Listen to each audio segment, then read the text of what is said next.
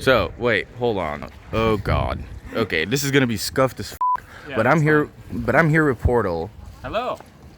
That's me. and we're doing a little bit of an interview this time around. First of all, Portal, how has your time been in Belgium? It's a beautiful country. I honestly feel very fortunate to be able to come here and meet some of my longest time online friends that go way back before me even joining the HP community. And it's been really fun, attending Seven's wedding, meeting up with Sam, and obviously with you guys. And honestly, I think it's a beautiful country. I'm a big fan of the architecture. The people are very nice, friendly. The food is great. It's honestly just been a blast. Especially the food. Yeah, Food's awesome. The food's been awesome. Yeah. So yeah, now we get to talk about some HP2. You know how much I enjoy that, right? I mean, it's been Sorry about that. Nah, I mean, the event itself was like a blast, right? I've watched a bit of it, but maybe you could like talk to the viewers and listeners about how it's been to organize not just this event, but like events in general, like how it's been for you personally and how much you enjoy it and stuff like that. Yeah. So organizing events has been something I've been wanting to do ever since I joined the community, pretty much. Nixo hosted the first two glitchless tournaments back when I joined the community, and that was in February of 22. And ever since then, I was like, I would like to do that at some point, and it was very much later into my speedrunning career that I actually hosted one, which was the Chongus one, the first Chongus tournament. And I had an absolute blast with it. The entire experience of organizing the event, the scheduling, the working with all these wonderful people, working on the cheat sheets with everybody, making sure everything was in order, the layouts, that's a big part of what I love. It has been awesome, and I encourage anyone in the community to do it. You literally don't have to be anyone quote unquote important to host an event. You just have to you say I want to do this category, and then you do it for this category, and if people want to sign up, they will sign up. And I for sure think that it's worth doing. As for Warpless itself, I am exceptionally proud of that one, because that has easily been my most successful and proudest event yet. I did not manage to do everything I wanted to do for it, but I did manage to do a lot, and I had a lot of great help. This is a really good point to mention. All my moderators helps. Jamie was fantastic, Flo was fantastic, Miney was fantastic, Winter was fantastic. All these wonderful people. Would have been impossible with them, right?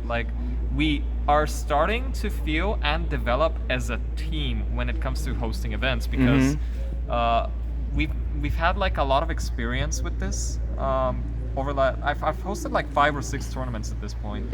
And having developed all of this experience, all of a sudden we've come to a point where a lot less stuff is going wrong than when we initially started.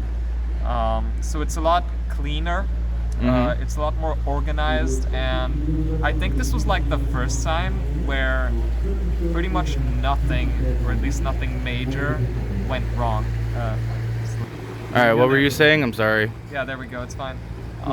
So this was pretty much the first event that I felt completely satisfied with in terms of organization, having everything in order. We had a contingency plan for the contingency plan if something went wrong, and one time it did come to that, but we were prepared, and that's what mattered. The scheduling was really fun. Jamie helped a lot with that. Shout outs to him.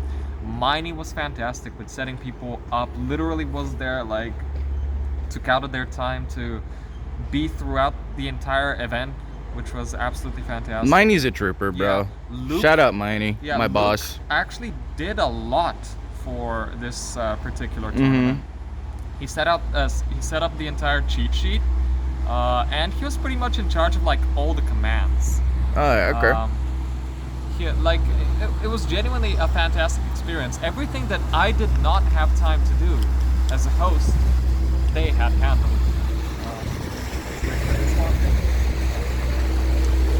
I did not think about doing it. I did not think this through. Whatever. Yeah, that's fine. Doesn't matter. So, when you were talking earlier, I wanted to chip in. You were mentioning about how there's less stuff going wrong than there was at the first event when you hosted. Yeah. Right. So, what does that what does that do to you as an organizer, as a host? Like when there's an issue and it doesn't get resolved right away, or like does this panic set in at all? No. Like. I know for some people it does. Not everyone is obviously going to be able to take it the same way. I personally am a chaotic person in nature, so I just think it's fun. I think it's funny when something goes wrong. And even in Warpless, stuff went wrong. And it's part of the event, it's part of what shows that we are human and that mistakes happen. And here we go, boat. Alright, so yeah, another boat passed by. Yeah, I think stuff going wrong should be expected and even encouraged, because when something goes wrong, first of all, you can grow as a host, right? Like figure out solutions, gain experience in handling situations, and also it reminds you that at the end of the day, all of us are humans, like the runners, the commentators, the moderators in chat itself. Everyone is human, and humans. No, that's Bill. Bill's human. Yeah, true. But yeah, humans are gonna make mistakes every now and again, and not everything can be physically accounted for. And I think that's completely fine. I think that's part of what makes an event exciting. For me personally, when something goes wrong, I enjoy it. Like that. It's a learning experience, right? It's a learning experience, and so. I didn't want to cut you off. Is there anything you'd like to add? No, to that, no. That's pretty much it. Let's take it a little bit more specific, right? Like to this tournament in particular. Take me through how it went. Like I also forgot who won. Was it Flo? Was it Mip? Either one of those two, right? Oh God. Good question. Show it on screen because I don't remember. Yeah, thanks, Mighty. I think it was Mip. Is Portal right or wrong? God, the best host ever, am I right? Answer anyway, in the comments. In my defense, it's already been quite some time since then. It's been quite a bit, yeah. It's all gonna be edited down and added to my YouTube channel, hopefully relatively soon. But yeah, how the event went. The first day was the only day where we had significant issues, which was my PC crashing 2 times. However, we had a contingency for that, and we were able to solve the issue within like 15 minutes of in-stream time, which was very nice. Shoutouts to Flo and Jamie, who pretty much carried us through that. It's the first event that made me feel like I was hosting something not only as an individual but as a part of a team. Oh, okay. There were some things that went wrong, but it wasn't anything significant or anything like groundbreaking. The games themselves and the commentary I'm genuinely proud of. I feel like a lot of people in the community developed chemistry throughout both commentary and gameplay. And it's chemistry that they can be proud of, because like I actually think even some friendships were developed throughout this. So it was all in all a really good time for both me as a host and for the runners, I would hope, and commentators. But yeah, the main thing I want to focus on is the transition music and songs. I'm very proud of those. Those were a lot of fun. You wrote them by yourself, right? No, I got to show off some of my music taste and some of Bulgaria's musical identity. There is a song in there that was by me. But yeah, a couple of things that I did, but nothing too special. Maybe I'll do that one day. Maybe I'll not. But in general, I feel like chat. I've never seen chat so hyped and active on my end, which was really cool to see. And I look forward to hosting many more, because Warpless was a category I knew for a fact I wanted to do this year. It was between Warpless and another thing, which is the next tournament I'm hosting, which is not announced yet, but it will be very soon in October.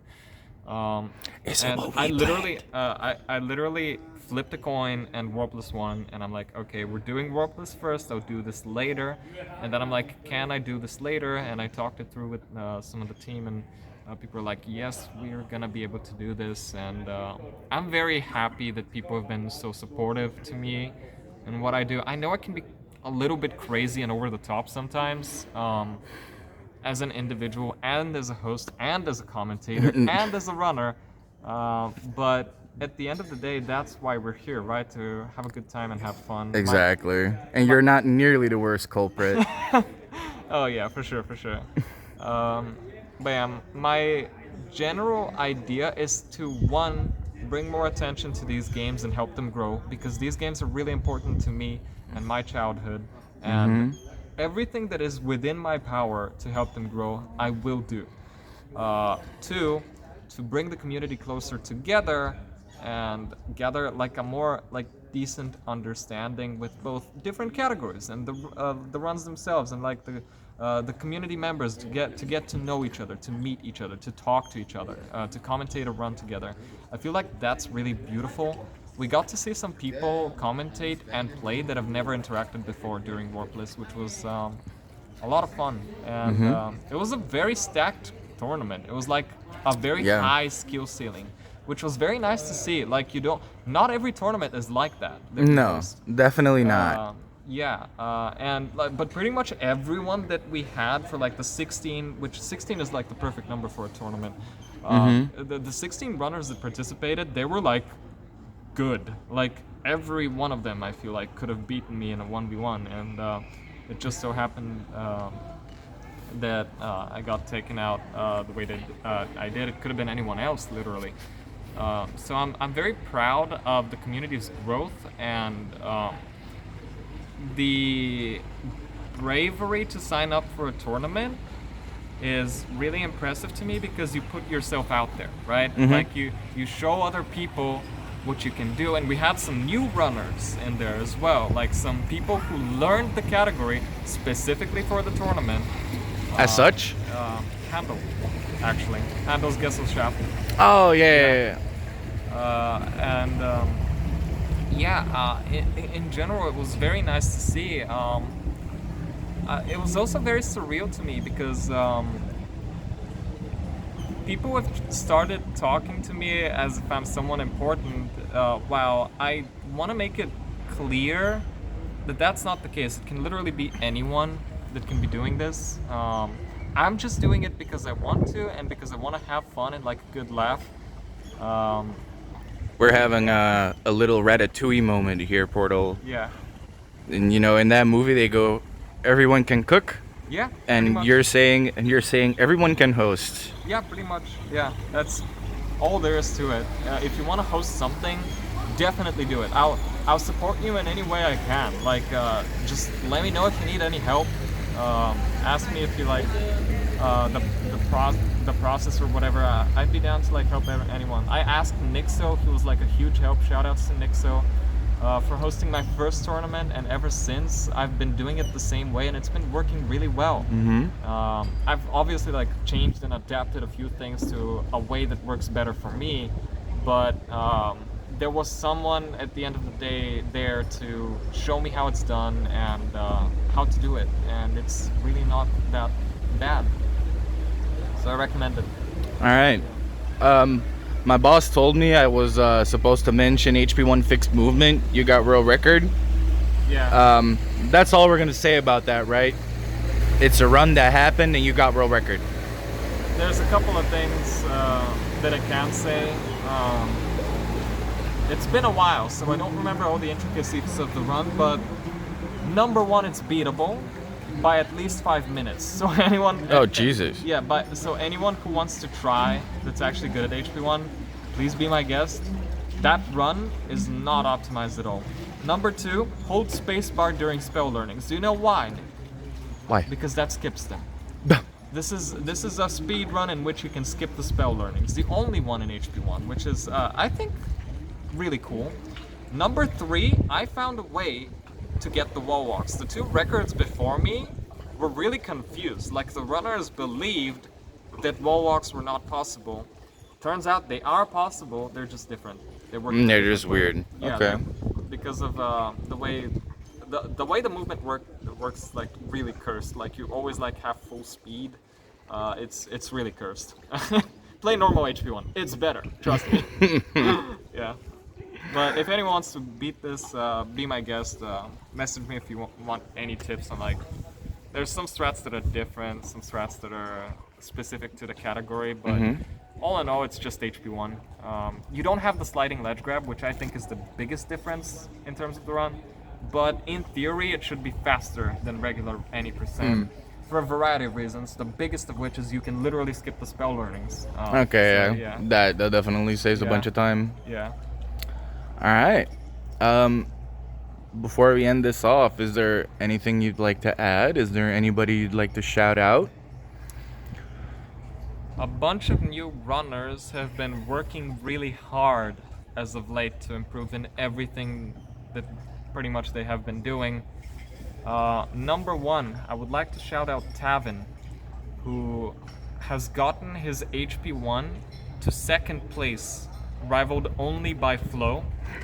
And his game, Islia hosted a full series relay race recently, and his game versus Flo was the most fascinating game I've ever watched, because that was 2 runners that, in my eyes, made almost no mistakes in arguably the most difficult speed run we've seen, and we actually saw Tavin go toe-to-toe with Flo and do really well. Like, at least I'm mega impressed. Like, getting a 107 in a no reset run is bonkers to me. For the record, my PB is 2 minutes slower. I have a 109, and that's not a bad time.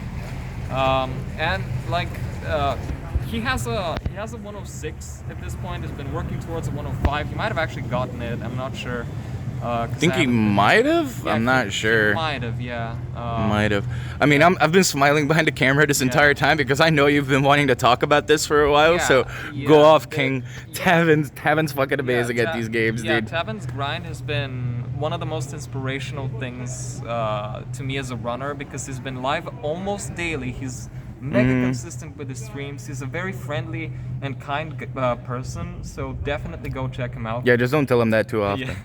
The second person I want to shout out is actually an offline runner. Pietrak, I hope I'm pronouncing that correctly, is a Polish runner who joined the community around 2 months ago. So he's very new. He is currently 2nd place on the leaderboard for Harry Potter and the Prisoner of Azkaban for the PC. Those of you who play that game know how insane that is, because that game, you don't just get 3rd place like that. Top 10 in that game is notoriously difficult, and in Trifecta in general, it's really hard to get a top 10 time, let alone 2nd place. He is, I believe, only 6 seconds behind the world record, and is by far the fastest growing runner that I've personally ever seen. Now, I will admit my HP3 knowledge is not its best, but I do recommend checking out his runs, because there's definitely stuff you can learn from him by simply watching his PBs, right? Like in chronological order since he started, because he found some strats for that game and optimizations. Which is crazy to me, because that game's been stale for like ever since I joined. Yeah, finding stuff in the Trifecta in general is insane, because these games are, first of all, the most popular to speedrun, and second, people have been looking through them a lot, both in the modding community and the speedrunning community, so you would think everything is found, but apparently not. And yeah, that's the second person I would like to shout out. And the third person that gets underappreciated, in my opinion, and people are gonna find this as a shock, is Flo. What I want to say. This is my shock Pikachu face. Hold on. Yeah, what I want to say about flow and the time is there's a lot of practice that we don't see.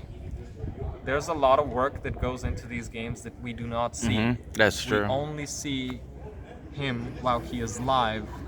And if we click on his speedrun.com profile, we can see the achievements, but we can't really see the effort. Yeah, the work.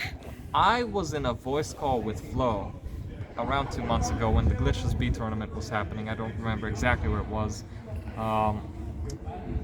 For around 3 hours. During these 3 hours, he practiced one strategy for one game. And that's the kind of person we are talking about.